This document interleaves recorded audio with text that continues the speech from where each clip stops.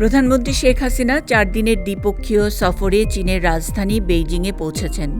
এই সফর দুদেশের মধ্যকার সম্পর্ককে কৌশলগত অংশীদারিত্ব থেকে কৌশলগত বিস্তৃত সহযোগিতা অংশীদারিত্বে উন্নীত করবে বলে আশা করা হচ্ছে।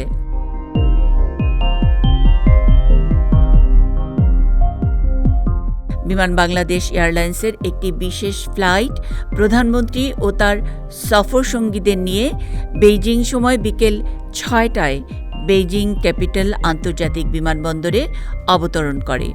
বিমানবন্দরে প্রধানমন্ত্রীকে লাল গালিচা সংবর্ধনা ও গার্ড অফ অনার দেওয়া হয়।